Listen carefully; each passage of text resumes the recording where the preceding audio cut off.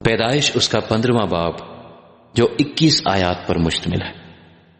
ان باتوں کے بعد خداوند کا کلام رویا میں ابرام پر نازل ہوا اور اس نے فرمایا، اے ابرام تو مت ڈر، میں تیری سپر اور تیرا بہت بڑا اجر ہوں۔ ابرام نے کہا، اے خداوند خدا، تو مجھے کیا دے گا، کیونکہ میں تو بے اولاد جاتا ہوں اور میرے گھر کا مختار دمشقی الیعزر ہے۔ پھر ابرام نے کہا، دیکھ تو نے مجھے کوئی اولاد نہیں دی، اور دیکھ میرا خانہ زاد میرا وارث ہوگا۔ تب خداوند کا کلام اس پر نازل ہوا اور اس نے فرمایا، یہ تیرا وارث نہ ہوگا، بلکہ وہ جو تیرے سلب سے پیدا ہوگا وہی تیرا وارث ہوگا۔ اور وہ اس کو باہر لے گیا اور کہا کہ اب آسمان کی طرف نگاہ کر، اور اگر تو ستاروں کو گن سکتا ہے تو گن۔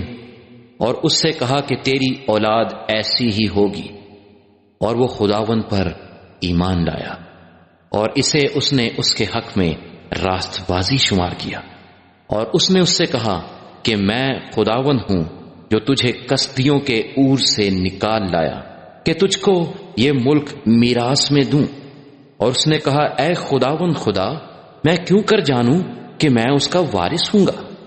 اس نے اس سے کہا کہ میرے لیے 3 برس کی ایک بچیا اور 3 برس کی ایک بکری اور 3 برس کا ایک مینڈھا اور ایک کمری اور ایک کبوتر کا بچہ لے۔ اس نے ان سبوں کو لیا اور ان کو بیچ سے 2 ٹکڑے کیا، اور ہر ٹکڑے کو اس کے ساتھ کے دوسرے ٹکڑے کے مقابل رکھا، مگر پرندوں کے ٹکڑے نہ کیے۔ تب شکاری پرندے ان ٹکڑوں پر جھپٹنے لگے، پر ابرام ان کو ہنکاتا رہا۔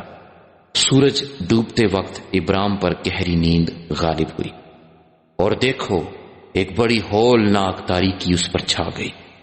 اور اس نے ابرام سے کہا، یقین جان کہ تیری نسل کے لوگ ایسے ملک میں جو ان کا نہیں پردیسی ہوں گے، اور وہاں کے لوگوں کی غلامی کریں گے، اور وہ 400 برس تک ان کو دکھ دیں گے، لیکن میں اس قوم کی عدالت کروں گا جس کی وہ غلامی کریں گے، اور بعد میں وہ بڑی دولت لے کر وہاں سے نکل آئیں گے، اور تو صحیح سلامت اپنے باپ دادا سے جا ملے گا اور نہایت پیری میں دفن ہوگا۔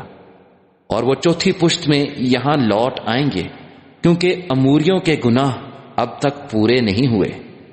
اور جب سورج ڈوبا اور اندھیرا چھا گیا تو ایک تنور جس میں سے دھواں اٹھتا تھا دکھائی دیا، اور ایک جلتی مشعل ان ٹکڑوں کے بیچ میں سے ہو کر گزری۔ اسی روز خداوند نے ابراہیم سے عہد کیا اور فرمایا کہ یہ ملک دریائے مصر سے لے کر اس بڑے دریا یعنی دریائے فرات تک کینیوں اور کنیزیوں اور قدمونیوں اور ہتیوں اور فرزیوں اور رفائیم اور اموریوں اور کنانیوں اور جرجاسیوں اور یبوسیوں سمیت میں نے تیری اولاد کو دیا ہے۔